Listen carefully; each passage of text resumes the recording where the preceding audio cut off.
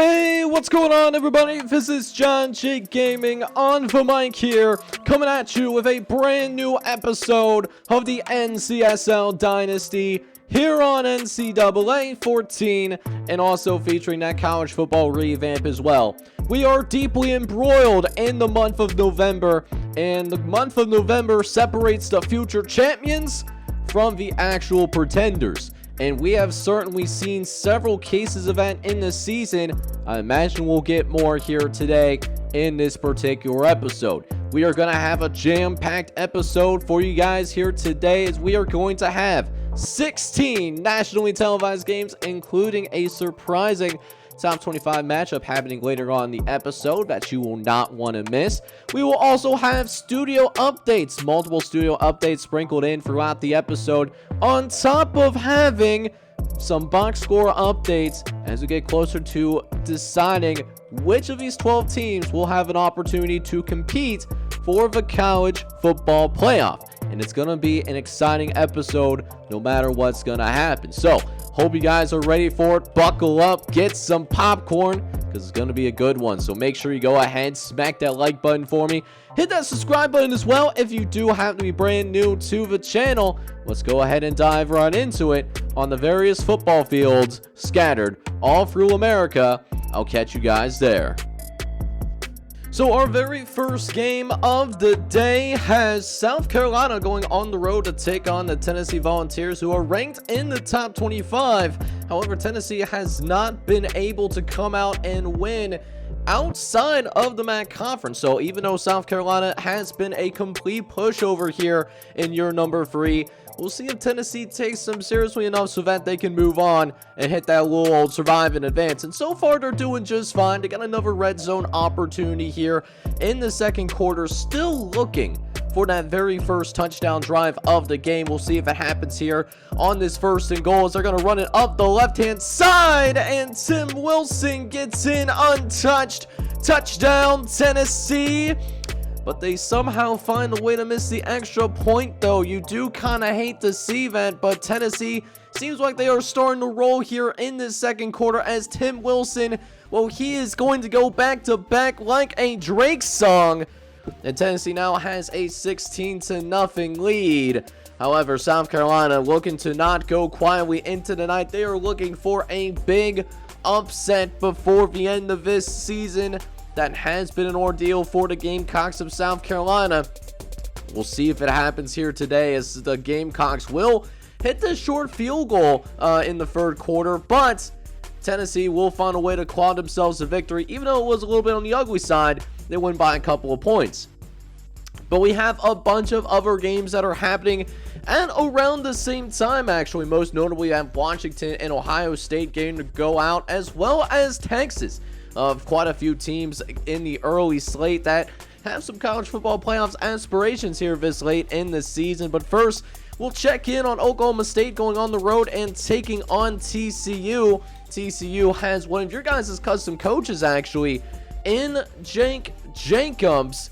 Jake Jacobs is looking to try to finish this season strong so that he can angle himself for a really good job this upcoming offseason. However, this might be a game that he might want to go ahead and put off of the resume, because Jake Jacobs' TCU defense, well, they get absolutely flabbergasted, they get rolled up, and they are certainly just not having a very good time at all. They're like Bengals fans hearing about the Joe Burrow injury.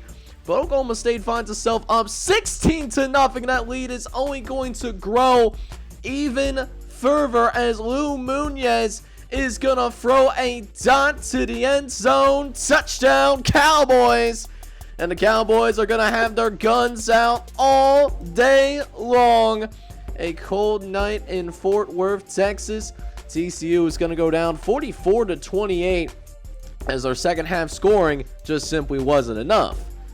However, we do have some good old-fashioned rivalry action, as we have one of the oldest rivalries in the South, North Carolina and Virginia.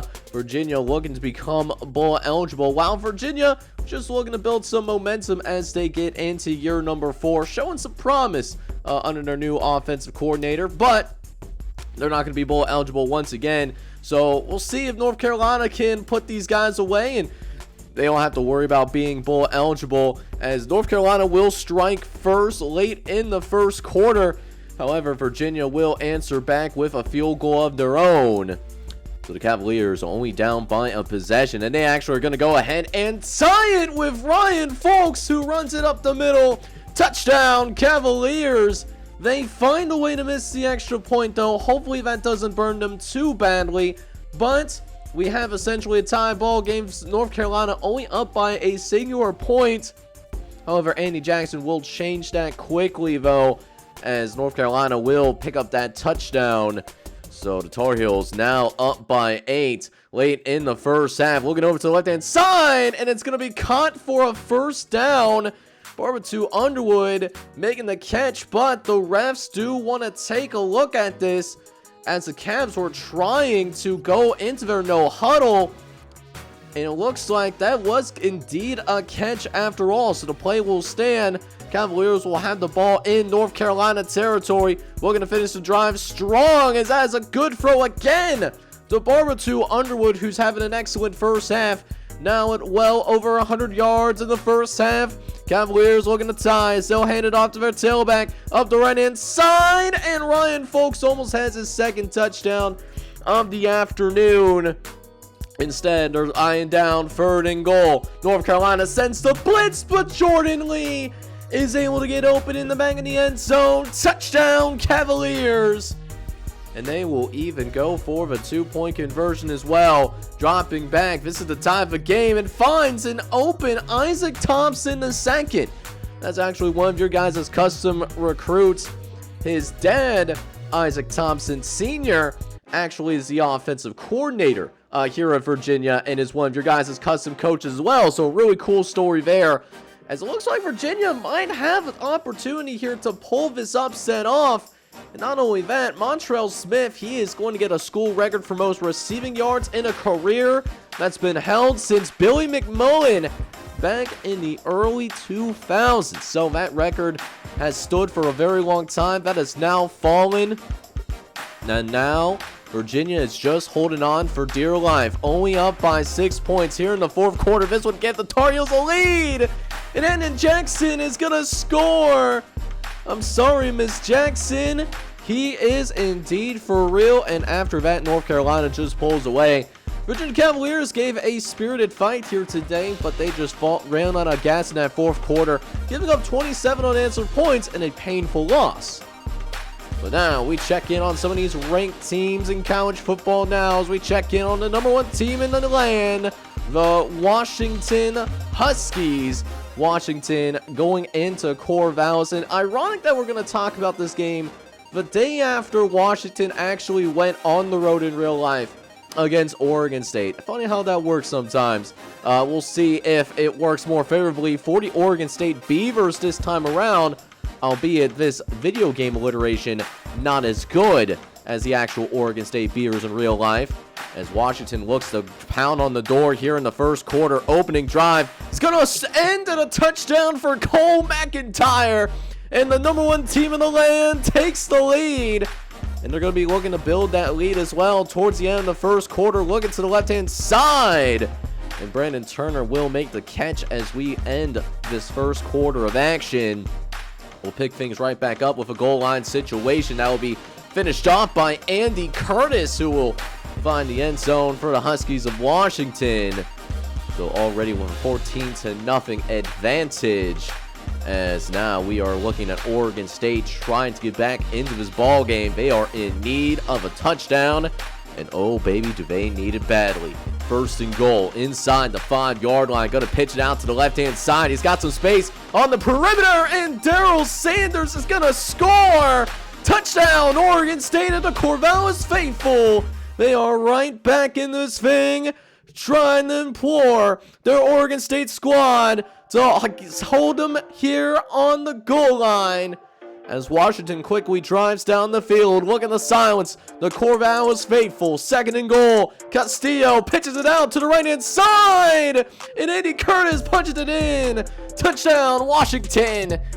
And another score for the young tailback, as Washington continues to try to build their advantage late in the second quarter. Getting to that 3-minute mark as we get to a 2nd and goal once again. Running it up the middle, and it's Andy Curtis, who's going to be living in the nightmares of Oregon State's defensive coordinator all night long. That is his 3rd touchdown. He has himself a little hat trick on his hands. So let's go ahead and jump into that second half, and that is an amazing effort really by Cole McIntyre, man. You absolutely love to see it. We'll see if they can turn that into a touchdown, though, as we face 3rd and goal. Castillo rolls to the left, fires. He's going to find his receiver. He's going to have to make some work happen, and he does. Brendan Turner scores. Touchdown, the Huskies. And Washington will end up rolling after all, blowing out the Beavers 59-10.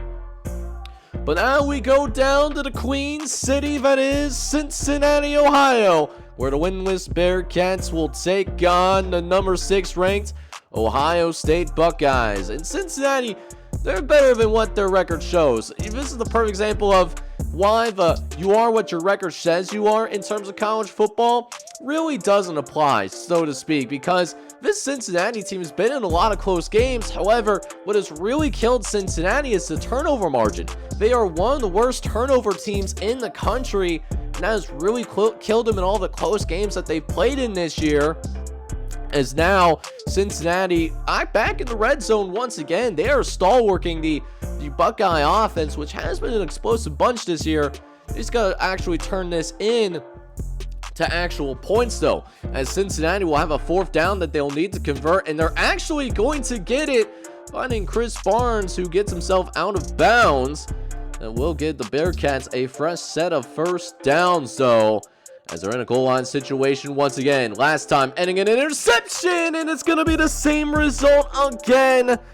Cincinnati could have been up 14-0, but instead, late in the first quarter, we still have a tied ball game, as now Ohio State finally gets themselves into the red zone for the very first time today, trying to get on the front door and trying to get the scoring started, and they finally will with just precious seconds left in the first quarter.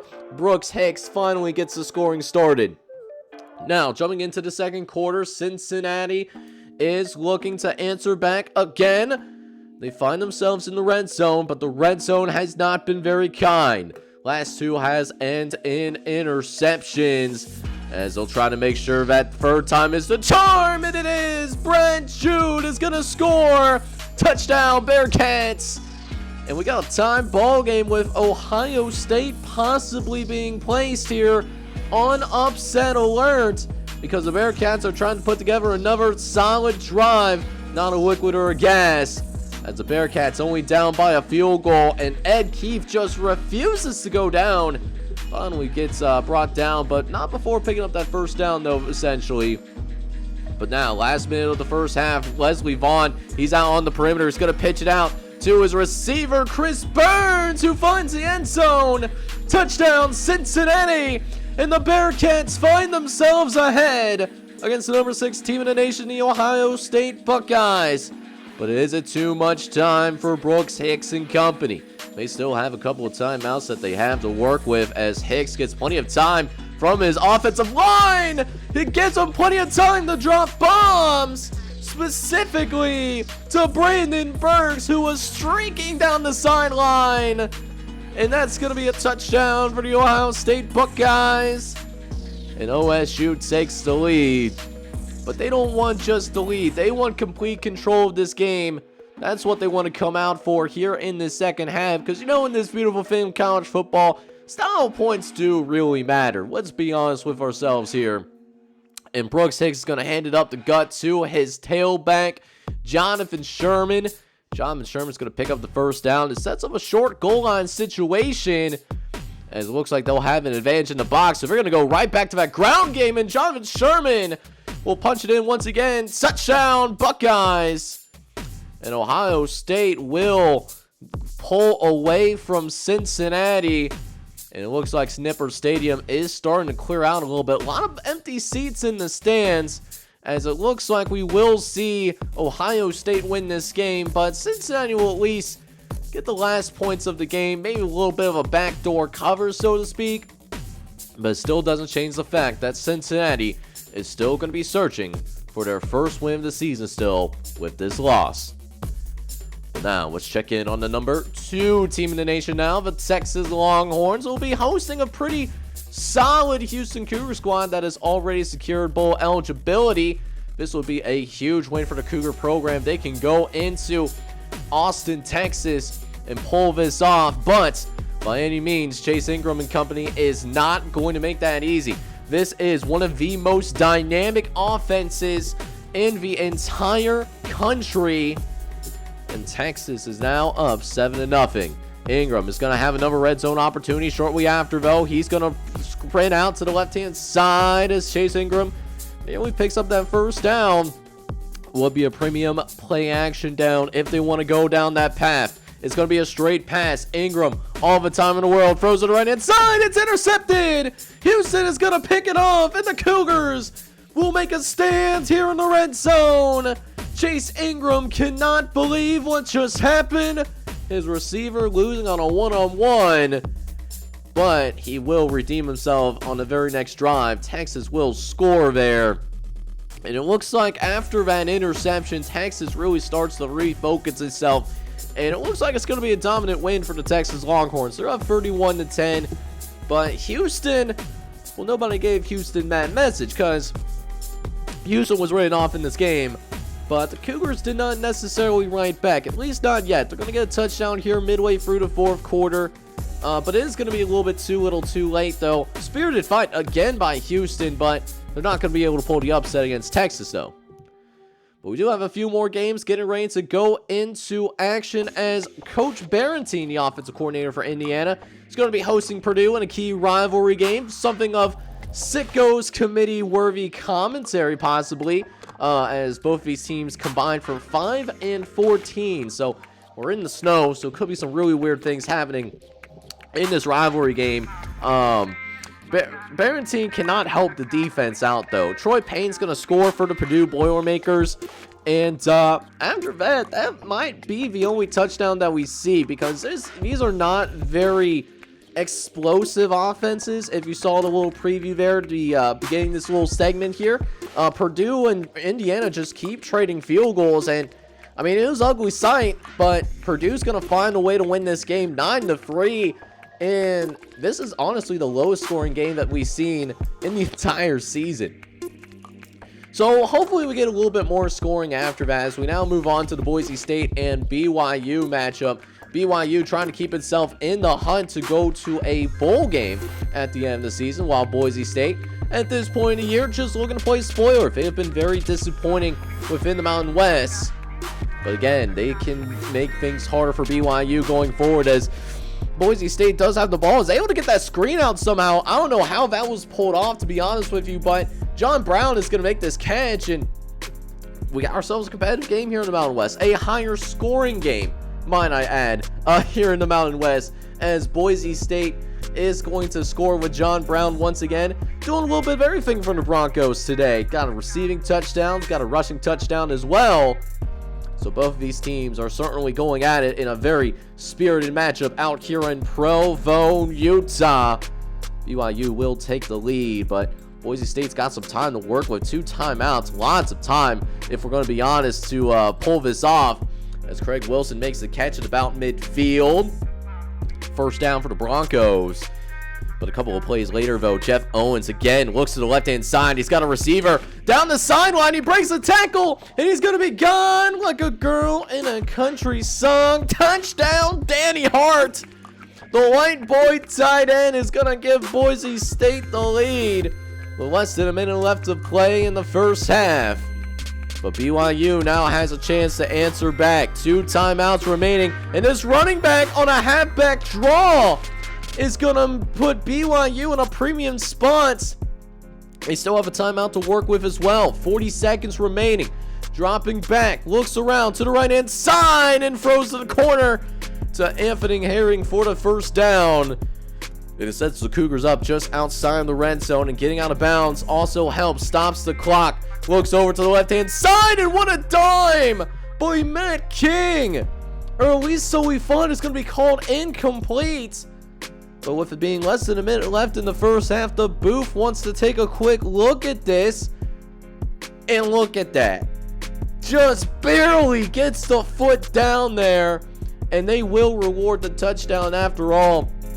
BYU will take the lead. And they do expand their lead just a little bit. Although the second half was certainly a different story than what we saw in that first half of action. So here we are, 3rd and goal coming up as Boise State is going to hand it off. It gets it to Chad Douglas into the end zone. Touchdown, Boise State. It will be only down by within a field goal. And they actually do have a chance to win this game as well. Jeff Owens drops back, got some time, throws to the right-hand side, but it's going to be underthrown. So it looks like the fat lady, well, she might not be singing yet, but boy, is she warming up her vocals. Jeff Owens had him too. He knows it. The people in the Boise State sideline knew it. He just underthrew him, but BYU was forced to go 3 and out in their next possession. So Jeff Owens does have one more chance at this, and look at this! Jeff Owens might be able to redeem himself. Justin Barron down the sideline. Touchdown, Boise State. Oh my goodness. The Boise State Broncos are going to take the lead against BYU with 1:21 left to play, and that will seal the deal. The Broncos will end up winning 34-31, which makes it harder for BYU going forward. Speaking of teams that are trying to keep themselves in the bowl hunt, let's go check in on West Virginia. They're hosting Northwestern, and first year with Northwestern's new coach, it's been a challenge, so to speak, for the Northwestern Wildcats. Only 2-7. West Virginia, on the other hand, trying to get back to 500, as Sean Jones will punch it into the end zone himself in order to get the scoring started here in Morgantown, West Virginia. And it seems like West Virginia, even though they are a solid favorite, I wouldn't say a big favorite, but a solid favorite over Northwestern. The country roads, well, they are certainly taking West Virginia home. They certainly feel like home here today, as the Mountaineers are staring down a 20-point lead in the first half, especially after that particular field goal does actually go through. That being said, though, Northwestern works its way back into the game, though, so 2 minutes left, and trying to get Northwestern to use what remaining timeouts they have left. They don't have any more remaining, so you would think that they would go take a knee, but backdoor covers, man. Those backdoor covers could be a little bit on the nasty side sometimes, especially for one of the last plays of the game too, now that I mention it, as West Virginia, they're going to get another touchdown. Wow. So actually that was a 2-point conversion. I can't count it all, but West Virginia needs to say they need to win this game and keep their bowl hopes alive. But we do have some studio updates coming your way, though, as Colorado State is able to win against Utah State. So that does keep the bowl hopes alive for the Rams. However, Utah State right now, one of the worst teams in the country this year.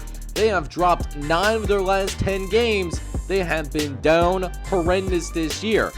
And then in other studio updates, Rice is able to pull it off against Baylor. It's been quite a battle, but Rice is able to come out on top 40-35, and now set up a ranked showdown against Texas next episode. That being said, Missouri handles their business against Colorado 35-14 in an old Big 12 matchup. This is now non-conference nowadays. Missouri is 9-1, as they should be doing enough to get into that top 15 next week when they host Nebraska. And then one more studio update. Arizona State is going to beat New Mexico 44-21. So Arizona State still stays alive for bowl eligibility, but they will need to win their next couple of games, though. We got a couple of more games coming up on the docket. First and foremost, I want to see how Miami responds after losing to FAU, but we'll see what the Charlotte team is made of as well. Charlotte needs this win in order to stay in that bowl eligibility contention, and it's certainly not impossible. FAU only had a couple of wins, and they found a way to pull it off. Charlotte, I think, is a little bit better of a team than that, so certainly not outside the realm of possibility. Plus, what is going on with this Miami team? I have really no idea why they've just looked so sluggish here, because they looked pretty good in their games against Florida State and Florida, Georgia. I think they played Georgia as well. Tyrell Smucci-Wallace, though, one of your guys' custom players. True freshman, by the way. He's going to get his first rushing touchdown of his career. Got it from the wide receiver position as well. As we got a nice run here by Caleb Kirk. That should set up the Hurricanes in the red zone. We'll see what Amos and company do in the red zone as they hand it back off. Got some great blocking around the corner. And Caleb Kirk is going to score. Touchdown, Miami. And the Hurricanes will have a 14-9 lead. But Charlotte's not going down without a fight as they throw over to the right-hand side. He's got a receiver who breaks a tackle, breaks two, and he's gone. Justin Williams is going to score. Touchdown, Charlotte. And Andrew Turner, he is dealing here in this first half. Thrown for 250 yards in that first half. Oh, my word. Miami tried to respond, but Marcus Amos did have the same air under it. So Miami turns the ball over to end the first half. So once again, we have this Hurricanes team on upset alert, starting 9-0. Is this an indication of this team possibly running out of gas here in the month of November? Crazy things can happen in that month of November. It's the spookiest time of year for many college football teams around the country. But it looks like Miami is starting to respond, though. They'll get a touchdown late in the third quarter. We're looking at an 8-point game now, but I'm sure Miami wants to go ahead and put this one away as Amos is going to keep it himself, gets away from a couple of defenders, and now he's out in the open space and gone. Touchdown, Miami. And the Hurricanes with a 15-point lead all of a sudden. I feel like they're taking this talk of Charlotte upsetting them a little personally. They might have listened to what we were saying about them in the halftime locker room, because Miami, in this fourth quarter, they are coming out with a reckless abandon. And Miami on the verge of a 40-piece all of a sudden. Those upset awards talks seem so long ago. As Amos again hands it off to Caleb Kirk. And Kirk is going to find his way into the end zone. Touchdown, Hurricanes. And Miami does win 45-16, courtesy of 31 unanswered in the second half. Meanwhile, we'll check in on Clemson, who comes in ranked number 14 in the entire country. They go on the road to take on the Demon Deacons of Wake Forest. Wake Forest not really playing for much more other than pride at this point in the year. And maybe it would be nice to see them spoil it against Clemson, as well as their quarterback is going to put the ball on the ground. Wake Forest recovers, and that's a big reason why Wake Forest has the lead here in this first half. Untimely turnovers. It's been a very sloppy first half. We've seen 4 turnovers between these two teams right now. But Wake Forest is starting to put together a little bit of a drive. An 18-yard reception for Ryan McCoy. Wake Forest gets back into formation quickly. Sets up at the line of scrimmage. We'll see what the Demon Deacons decide to do. And I think, no, they're not. I thought for a split second they were going to run out this clock. And they're going to find a receiver down the left-hand side. Justin McPherson is going to score.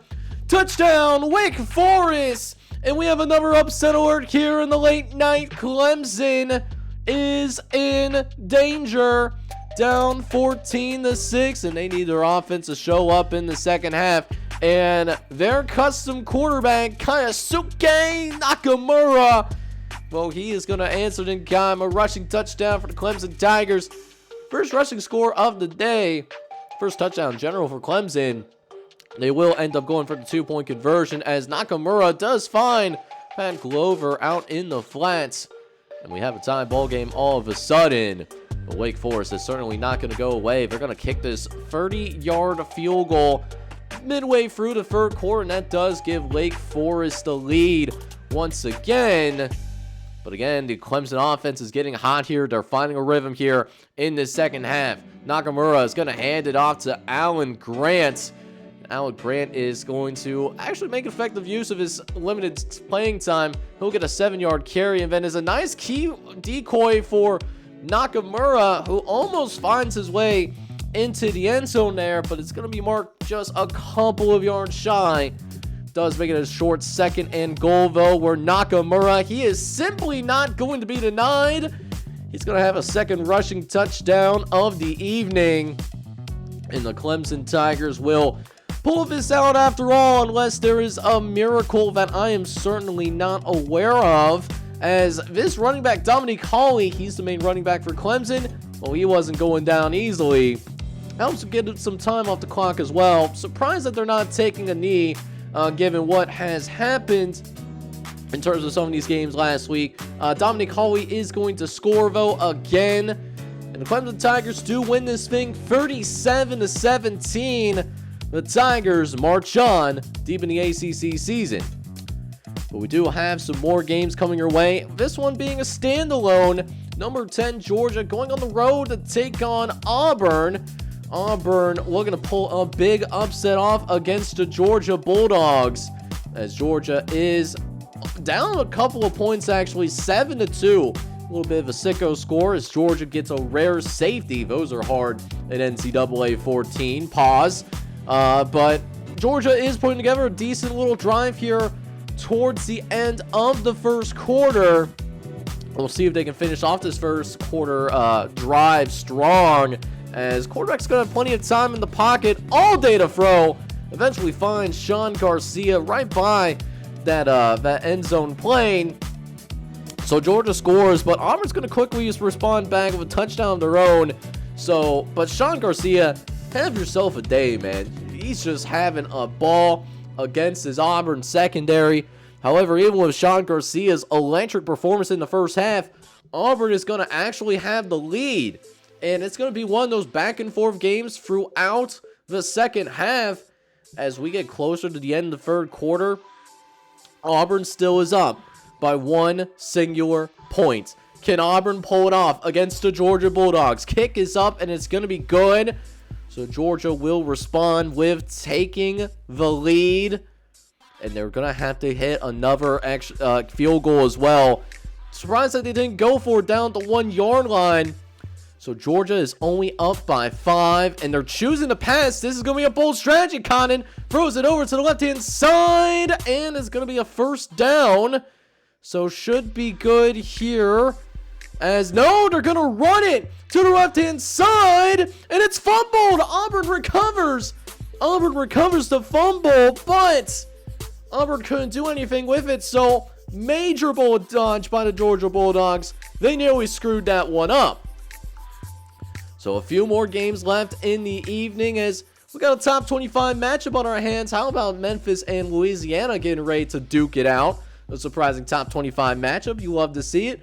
We'll check on these other games first, though, as USF is going to be hosting Florida State at Raymond James Stadium, also the home of the Tampa Bay Buccaneers as well. But USF is playing some solid ball. They're already bowl eligible, and giving Florida State everything and anything that the Seminoles can handle right now. They're number 5 in the country, but hey, they're certainly not playing like it right now, as Florida State finally scores in the second quarter when Darrell Bourne is going to find his receiver in the middle of the end zone.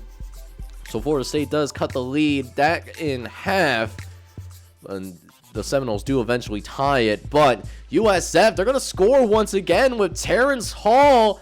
Terrence Hall scores for the Bulls of USF. And an upset alert on our hands. Florida State on the ropes here in Tampa Bay, Florida. Can Florida State pull it out, or does USF get a big upset? Dropping back, he's got time, looks over to the left-hand side, it's intercepted! Florida State needed that in the biggest way, and now it's a foot race down the sideline, and it's going to be pushed out at about midfield. Unfortunately, the Seminoles couldn't completely capitalize. They're going to have to settle for a field goal. The field goal attempt is good, and they'll have to go for more field goals. 1:12 left to play. This would give Florida State the lead, and the Seminoles might survive after all. However, USF has timeouts, and they have a minute left. They only got to get the field goal range as well. Dropping back, 4th and inches. They got to pick up this first down, and it's no good. Benjamin Williams, ironically, is going to have the single season passing yards record, but unfortunately, it doesn't lead to a win on the scoreboard, though. So, Florida State does survive barely. They win 23-21. Meanwhile, USC on the road taking on the Cardinal of Stanford, as USC is looking to continue its stranglehold on the Pac-12. They already have clinched their way into the Pac-12 championship. They have won the Pacific Division, but this is to get some insurance, so to speak, just in case they can't pull it out against Washington, who will likely represent the Northwestern Division. In the event that they don't win that game, they can at least keep themselves in that conversation for an at-large bid. And it looks like USC, give them credit, it'll be easy to overlook a team like Stanford, who, kind of has been trending in the wrong direction. But USC is not doing that. USC is handling their business pretty darn well. Actually, fullback is going to get involved as well. Tristan Price. We always love to see the fullbacks getting a little bit of love there as well. As that field goal is going to be up, and it's going to be good. So USC will have a 3-touchdown lead, and they won't look back after that, as USC wins big against Stanford, 54-17. And now that surprising top 25 matchup that you've been looking forward to. Memphis, the Memphis Tigers going on the road, going down to the Bayou to take on the Raging Cajuns of Louisiana. Memphis coming in ranked number 24 in the country, whereas Louisiana in that top 20 still, despite losing a couple of games in a row. They're still ranked number 18 in the entire nation. So let's go ahead and dive right into the action, as midway through the first quarter, Memphis going with some triple option, and Memphis is going to run this down the sideline. Big gain for Ross Baker, who's able to turn that into a 31-yard carry. First down for the Memphis Tigers, but they will have to settle for a field goal, though, and this was a long kick as well. Not an easy one whatsoever. So Memphis with an early 3-0 lead, but the Raging Cajuns will look to respond. Gonna get a throw over the middle. Finds Garrett Miller in the end zone. Touchdown, Raging Cajuns. And Brian Washington, well, he certainly puts that one right on the money. This is what you would call a certified dot. Touchdown, Raging Cajuns. And Louisiana is up 7-3, as Memphis is going to try to respond back, and this is not how you do it. You're putting the ball on the ground. Oh, you absolutely, ooh, you hate to see it. That is going to be a first down for the Raging Cajuns, and we'll see if they can answer back, as the Raging Cajuns look to capitalize off the turnover. Looks over the right-hand side, and Brian Washington finds Ryan Seward in the end zone. Touchdown. Those cardiac Cajuns expand their lead. So Memphis needs points, and they need points quickly. Look where they have a drive put together to do exactly that, as Phillip Brooks finds again the end zone. The tight end gets Memphis back into the game. Trey Richardson with an impressive dot there as well.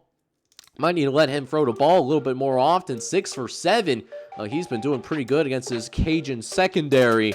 And speaking of which, there he is, dropping back the pass once again. Looking to the right-hand side, and we might have jinxed him, guys. We might have actually jinxed him, as Brent Spencer said, screw that. Trey Richardson, how about you throw to me instead, little boy? So the Cajuns have a lead going into the second half, and they'll expand that lead when they actually get the ball to start the second half as well. Dustin Daniels is going to punch it in for Louisiana.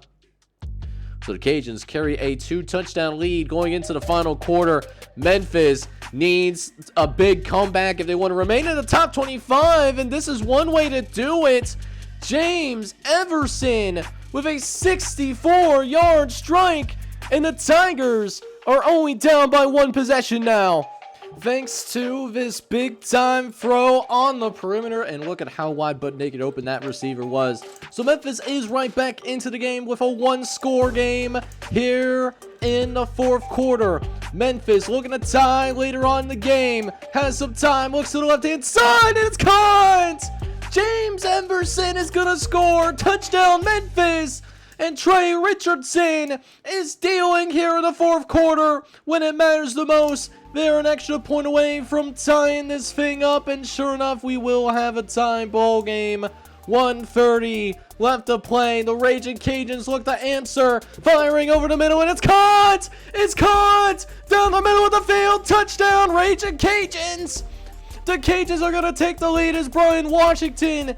He is going to throw his third touchdown today, and Josh Reed will set a school record for most touchdowns in a season, held by Jamarcus Bailey back in 2019.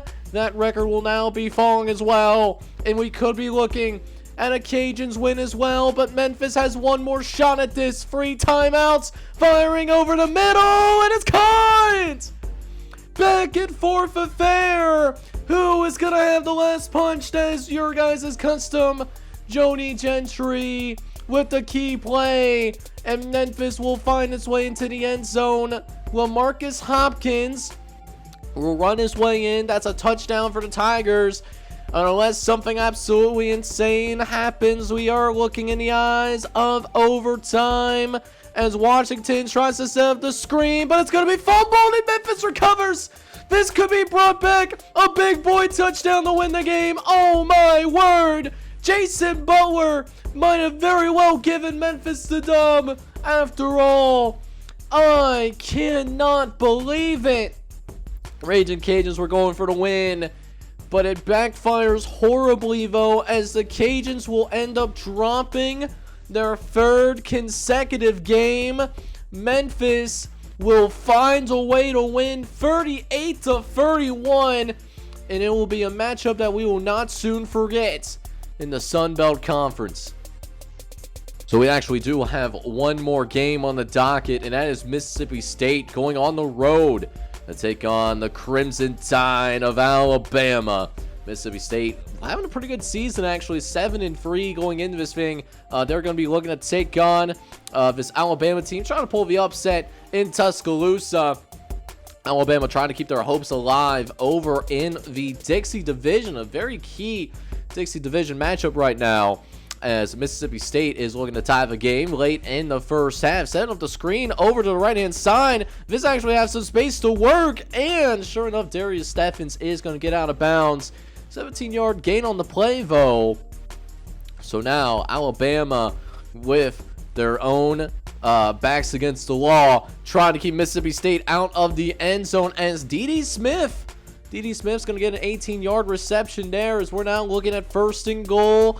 Mississippi State looking to take a tie into the half. Looking over to the right-hand side. Shakes off a defender and finds Isaac Rodgers into the end zone. Touchdown, Bulldogs. But the Crimson Tide will go for a Hail Mary before the end of the half. Looking over the middle of the field. Got a receiver. And it's going to be caught. Josh Briggs is able to connect over the middle of the field. Touchdown, Tide. So Alabama has a 17-13 lead going into the second half, and that will increase in the second half as well. After a Quincy Lake touchdown, he's certainly an NFL prospect to watch out for at the running back position. So 24-20 Alabama, but Mississippi State does not want to go away, and they will actually take the lead here in the fourth quarter.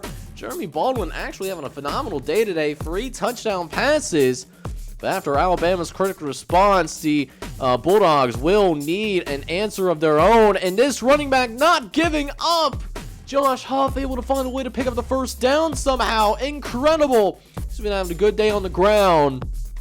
But they still need that touchdown, though. Baldwin looks over to the right-hand side. He's going to find his receiver. That's Justin Stewart. That's good for the first down as well.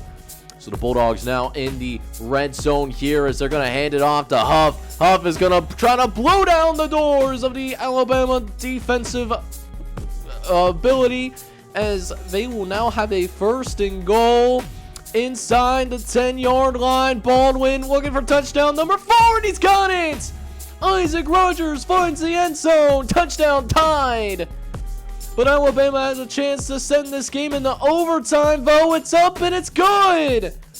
Alabama will be looking at overtime, possibly. However, Mississippi State drives down the length of the field. Final play of the game. Good. Mississippi State is going to shock the number 11 ranked Alabama Crimson Tide. And a hallmark win for the Bulldogs as they win 37-34 in the final game here in week number 12. Let's go ahead and take the time now to take a look around the country in order to take a peek at what other notable box scores are out there for our enjoyment. How about Northern Illinois continuing their winning ways as Hammock Jr. and his coaching staff finds a way to get the most out of their program. The Huskies win 34-31 in double overtime as NIU climbs to number 23 in the country thanks to this double overtime win. As for UCLA, the Bruins also continue their winning ways as well. They win 34-21 against Fresno State on the road. UCLA cementing themselves as a top 10 team that could possibly mix it up for the college football playoff at the end of this season. However, how about the Michigan Wolverines as they continue their dominant year number 3? The Wolverines are still undefeated this late into the year as they get to 11-0 thanks to a 45-20 win over the Cardinals of Ball State. Michigan continuing to prove why they are one of the best teams in college football as of right now. But this result right here was extremely shocking to see. Not only does Appalachian State pull off the upset against Virginia Tech, but the Mountaineers are able to win with 27 unanswered points in the second half. There are multiple custom guys on this Appalachian State team, on this coaching staff, and I'm sure this is going to buy them some time to right the ship as the Mountaineers win big 41-10.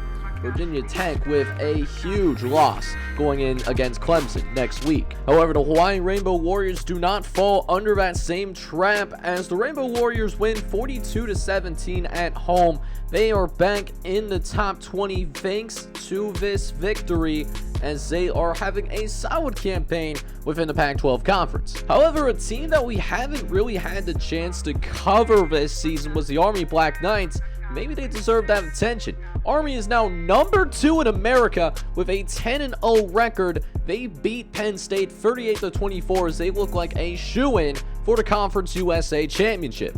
As for the Oklahoma Sooners, we didn't really get a chance to check in on Oklahoma in the actual gameplay, but Oklahoma does dominate Tulsa 52-14. The Golden Hurricanes are in serious danger of not winning a single game. They're now at 0-10 and have just a couple more shots to actually win a game this season. But in the Sunflower Showdown, we have Kansas taking on Kansas State, and remember when Kansas State was undefeated? Yeah, that seems like a long time ago. Definitely very far from that. Kansas State loses big here, 45-6. As the Jayhawks are able to keep their bowl hopes alive, they still need to win their next 2 games in order to make that dream an actual possibility. So we check in on the coaches poll, and we have a little bit of a switch here between Army and Texas. They switch rankings. I guess the coaches out there believe in Army more so than Texas. Other than that, looking through these top 25 polls, it doesn't seem like we had a lot of chaos, or at least the same level of chaos that we saw earlier on in the season. Really, the top 15 or so seems to pretty much remain the same, even going deeper. However, towards the bottom end, we do have some major muscle movements. Rice does move up 3 spots to number 17. They'll have a major test in next episode as they will be hosting the Longhorns of Texas. Hawaii moves up 3 spots as well. They go on the road as well. They actually got to go take on Nevada, and Nevada actually is going to be ranked in that top 25. Alabama loses a lot of traction. They're down 8 spots to number 19 in the country. They will have a rebound opportunity against Troy. Memphis, impressive win against the Raging Cajuns, who are still ranked, by the way, because of that the Tigers move up 4 spots. And rounding out your group, you have NIU, who did move up a couple of spots to number 23 in the nation. Nevada, who is going to be your only newcomer this week, with them being ranked for the first time in this NCSL series. They'll come in at number 24 in the country. And then the Raging Cajuns are still hanging on for dear life. They've lost 3 games in a row, but are still here at number 25. They'll have a tough challenge, though, as they got to play LSU in the next episode. That could decide who wins the Bayou Division in the Sun Belt Conference. That'll be a massive game. So electric action here in the NCSL that is filled with tight calls, close games, and so much more. But we only have 2 more regular season weeks coming up, and it's going to get serious very quickly. It has been a fun year number 3 here in the NCSL, one that I hope you guys had the opportunity to come out and enjoy. And if you have been able to enjoy this episode, do me a huge favor, guys. Go ahead, smack that like button for me. It gets me out to that YouTube algorithm. And in addition as well, make sure you go ahead, hit that subscribe button too. I would truly appreciate that. From the bottom of my heart, this is John J. Gaming on the mic, signing off though, coming at you with Week 13 action in the next episode. And with that being said, this is John J. Gaming on the mic, signing off. Hoping you guys are all out there having a good one. Take care, everybody.